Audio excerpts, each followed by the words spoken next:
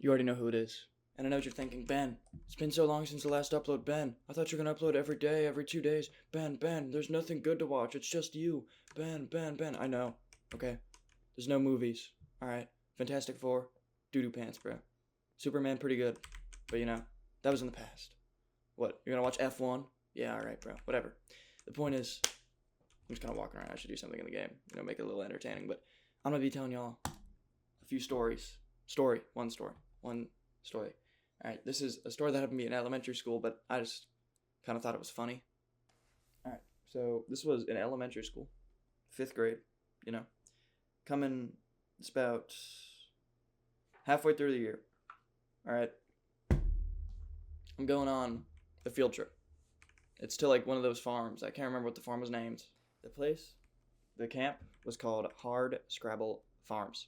Okay, it was this farm in the middle of Timbuktu, where everybody, the whole class, a few, probably like 100 kids or so, you go to this farm and you stay there. It's like a wilderness retreat, no phones, no nothing. It was kind of disgusting, the food they'd give you it was worse than normal school lunch, all right? So, let me think, who was in my cabin? Nobody really that I talked to anymore. There's just a bunch of random kids. But, it was me, the goat. And the chaperone we had wasn't my parents. It was, I believe, just one of my friend's dads. But not really that important. So, we're in the camp, and first, red flag, right? We're going, I gotta take a shit. I go to the toilet. Alright. I take my dump. I flush. Water's PSI. It's bad, man. It's just bad. There's no like example I could give. It's just bad. Alright, so I'm taking a dump. Alright, bad PSI. I go to wash my hands. I turn on the sink, and before I even get my hands in, the water's brown. That's bad, right? You don't want brown water, So I wait for it to go away. It takes like 3 seconds, but the brown water's gone. Alright, I'm done. It looks like what I pooped into the toilet just came out from the sink. But whatever. Sometimes, water kind of gets dirty if you just leave it, and not active. I don't know when the last time they used this bathroom was. So whatever. All right, next thing that happens, we're going to the dinner. There's then the canteen, whatever you want to call it, the cafeteria. We get there. We're all sitting down, and we're like, all right, where's the food coming from? And we go there. They got you know what pirates used to eat? Minus the orange. Minus the scurvy. Minus the part that would help you not get scurvy. We were practically just eating hardtack. It wasn't even like good or bad. It was like just okay. Not even okay. It was like tasteless. All right. So we're done doing that. We're eating that. And we got some other like disgusting soup. I didn't even touch like the soup. Or maybe it was like some slosh. I don't know what I'd even describe that as, but whatever. You know what? A little bad food. I'll just be hungry for a few days, but it's like a week-long trip, so it shouldn't be that bad. But what I'm really nervous for, let me finish this part actually. All right, so after that, they tell you, don't throw away your food. We're going to recycle it. Huh? What? You don't know what I did in my food. For all you know, I took my little elementary school pecker, dipped my balls in the food, sloshed it around a little. And you're telling me we're going to recycle it? Hell no. And so they're like, everybody, bring your tray, bring your bowl. Put it in the pot. What? What is the pot? We're not going to glance. What is the pot? I'm not messing around. So I'm not kidding. All the kids are lined up, and we are literally dumping all of our food into this one pot that supposedly, they're proud of this fact, they've been reusing since they started the farm over 20 years ago. And I don't think they've ever washed it, unironically. So that's awesome, right? So I'm like, okay, maybe I won't eat it all. Whatever. All right. But you know what? I can get past all that. And it gets worse. Okay. Maybe not ethically, but for my morals, it gets worse. So we go back to the place, our cabin, with me and my boys. All of a sudden, I'm like, oh shit, I gotta take a shower. And I go to the shower because it was dirty. I was a little elementary schooler. God knows what I was doing. And turn on the water. Doesn't even have a temperature thing. You just got on and off. It's like a garden hose. I'm like, maybe it'll warm up. Waited about 5 minutes. No, not even 3 minutes for it to warm up. I stick my hand in there. You could have told me I was going for a cold plunge, an Arctic plunge, and I would have had no, the same reaction. And I'm like, there's no way. 50 CR gone. All right, so I'm like, all right, this is fucked. I'm gonna be honest. Not too happy about this, but you gotta power through. Elementary school thing. I was like a rock. Mentally solid. Okay, whatever. I take the coldest shower of my life. I use some dollar store shampoo we brought with us, and I'm like, all right, today's been pretty bad. I'm hungry. I'm tired. I'm just trying to go to bed. And I think prisons in America have better accommodations for sleeping than hard Scrabble farms did. So, not only am I sleeping on the equivalent of a wooden plank, I look in my duffel bag, and I realize I don't have sheets. I don't have a pillowcase. I don't have a pillow. I don't have anything. So I go up to the chaperone. I'm like, can I have a blanket? Because I'm like 8, or I don't know, how old are you? So like 10-ish, yeah. So I'm already having a great time. All right. I go up to a dude. He's like, and he realizes, he's an adult. He actually has to do this because otherwise, what are you doing? And he's like, all right. He gives me some blanket. Still no pillow. He wasn't willing to sacrifice that. But, I'll take it. So after the worst sleep I've probably ever had, I wake up the next day. Same thing, same difference. But this time, they've got us doing this little task where it's like, oh, you're going to help out on the farm because, you're here staying on the farm. You help out. And they tell us, they get our group, all right, you got to bring these hay bales. You're going to bring them from this end of the farm. You're going to bring them to the other end. I'm like, okay. A little hard labor, I got a farming bone in me. My pecker. All right, so I got my little thing of wheat in my mouth. Put on a little cowboy hat. Probably didn't, but I actually do think I had the wheat in my mouth. And I'm like, all right, let's get this going. After about an hour of what is literally hard labor, we bring them all to where they're supposed to go. And I'm like, all right, I can get behind that. A little hard labor, Can't wait. I'm going to be hungry from this. Can't wait to eat the stew, which is what I'd refer to that as. But whatever. I'm kind of proud of myself. The whole gang is, we're like, all right, nice. And after that, we're walking away, and I'm like, okay, what now? And I think for the rest of the day, we were just kind of like free roaming or whatever. I can't remember. All right, this goes on for a few days. No, wait.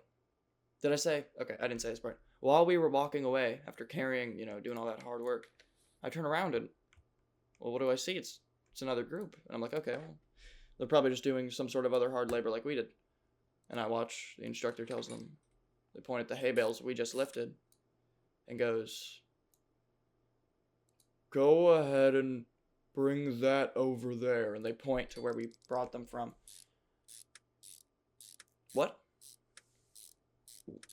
Why? Why would they do that? And, I told the chaperone this, and he was like, he just didn't care. And looking back, I wouldn't have either if I was in his place. Because, I doubt that's where I'd want to be. I'm probably like 45, here because my wife made me go. And I'm just kind of not feeling it. So whatever. You know what? Let's ignore the fact that they're just making us do this pointless stuff for no real reason. We're going to skip a few days. All right. It was a week long. On the final day, they're making us camp out in the wilderness for one day. Scratch that. No, there's one more story.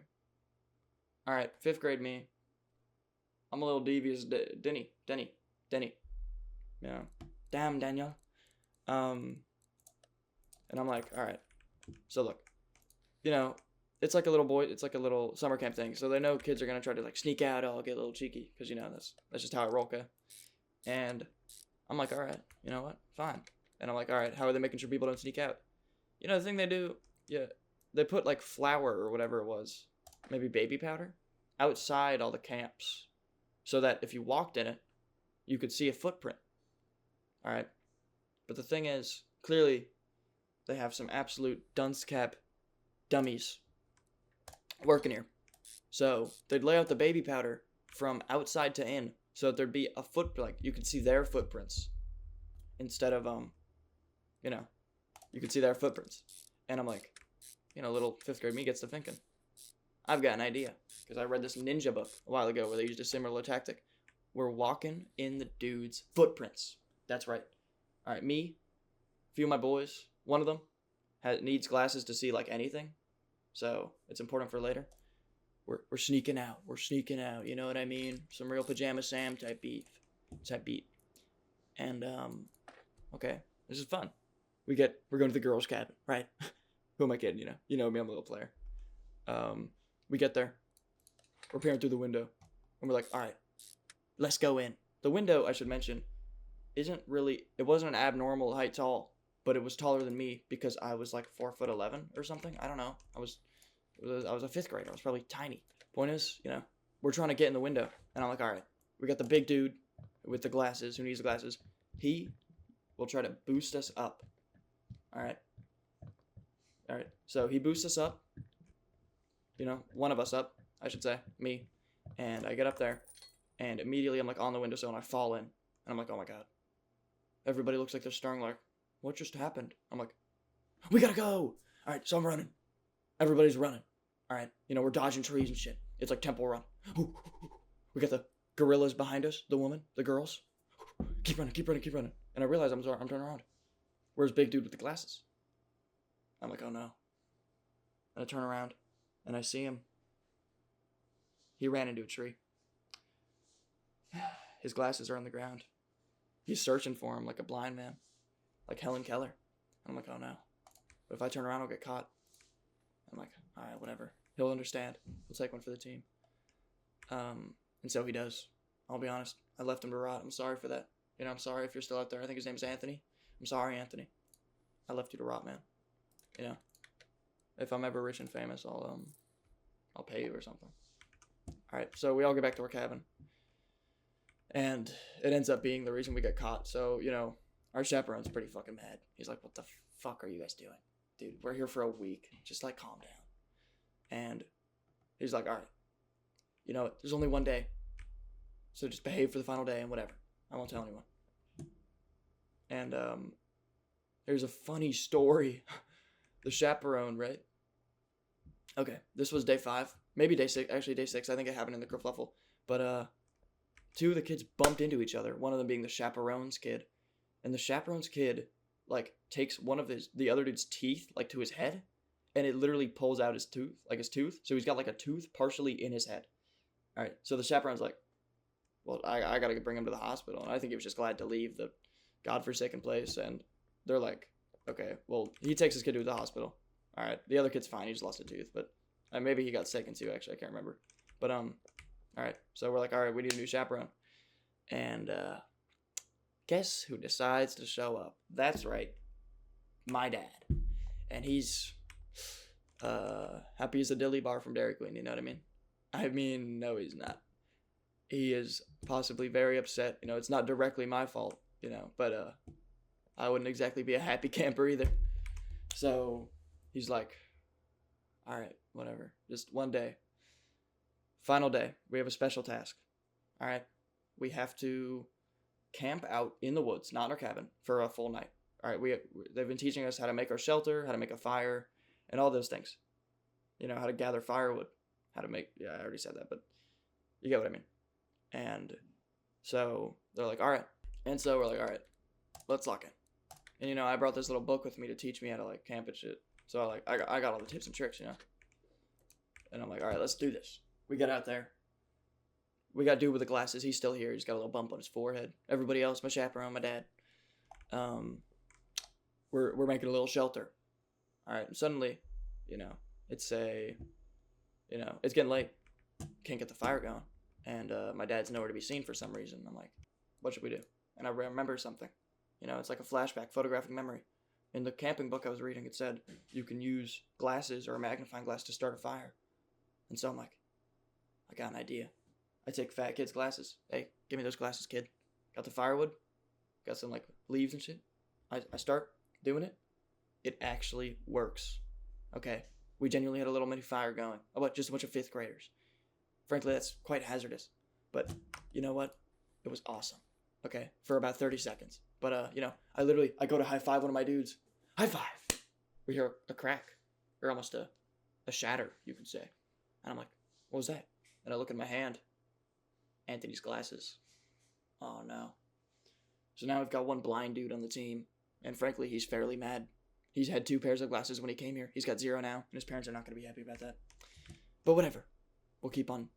We can do this. It's one night, right? So we got our shelter, and we're waiting for it to really turn like nightfall, so we're about to go to sleep. And all of a sudden, I feel something hit my neck. It's not a water droplet, is it? I thought we had clear skies for the week. That's why they had us camping outside. No, it starts raining. I wouldn't even call it raining. I'd call it pouring, thunder, everything. Right? All the kids are scared out of their mind, and I swear to God, we hear like a scream or screech from somewhere in the forest, and genuinely, some of the kids they started taking off to the cabins. I'm like, oh, I'm lost. I also took off. I should clarify, but I went the wrong way. I got lost in the woods, but I stumbled upon a shack, literally a shack. And this entire camp, I kind of forgot to mention this. There have been rumors, because this one kid, he'd always spread rumors about like monsters and stuff in the forest. And I can't remember his name. Is not the kid's name. I don't know the kid's name at all. But the name of the dude that he was talking about lived in these woods. I think it was Silas Scratch. It's a dumb name. Looking back, it was ridiculous to believe. But they said he had tunnels around the farm, and he'd kidnap kids. It was the reason everybody came out here. It was because part of some ritual. Obviously, it was just a bunch of jumbo. But I see the shack, and it's literally boarded up windows and everything. It's literally the horror movie shack. And I'm like, oh no. It's either I sit out in the rain or I go in the shack. And so I'm like, all right. In the shack I go, and I'm like, okay. I walk in, or I go to the door. It's a little dark. I walk in. There's a light switch. Sorry, there's a light switch? What do you mean there's a light switch? This is a shack. And I turn on the light. I'm really looking around. It's nice. It's not necessarily a 5-star hotel, but it's better than a gas station bathroom. There's not only it's a bathroom also, but there's a little shitty couch in the corner, and there's even a shower in the bathroom. And I'm like, what? And I go, and I was zoned out for a minute, but I realized something. The shower is on. And I'm like, oh my God. Silas Scratch takes showers? I start writing it down. I'm just kidding. I just start writing it down. But I'm like, hello? And I hear, ah! I hear a yell. I'm like, what just happened? I didn't drain the oil. I'm a dumbass. And I kid you not, the dude in the shower appears behind the shower curtains. It's not Silas Scratch, obviously. It's my dad. And he goes, what are you doing here? And I go, what are you doing here? You're in Silas Scratch's cabin. Obviously, that's not what happened, but whatever, And he's like, no. He explains it to me. Basically, all right, this Silas Scratch rumor, it's been a thing for literally decades at this point. And it started when my dad first got there. Okay? And he actually started it. He started the Silas Scratch rumor all because he found this shack in the cabins. He wanted to scare kids from going out into the forest and looking for this shack or finding it. And I realized, what? No way. And I'm like, dude, can I just stay here? And he's like, yeah, whatever. So, we sleep pretty well. I mean, it's not the nicest sleeping arrangement ever, but it's better than that cabin. It's better than sleeping in the woods. And we get back, we look refreshed as a daisy, like a sunflower, and everybody else is from our cabins looking I don't know, they're Vietnam veterans or something. And they're a little confused, where are we all at? And we were just just sleeping in a different cabin. That's basically the end. I mean, we go back. Me and my dad never mentioned this to anybody in our cabin or anything, Silas Scratch lives on. I doubt the rumor's still going, but I mean, maybe. I mean, my dad was surprised it was still going when I told him about Silas Scratch. That's where I'll end it, I know that a lot of people, this isn't that good of a story, I'll be honest, but I've got bigger videos in the works. All right, you just got to give me some time. Thank you. Thanks for the watch, guys, and Play that outro music.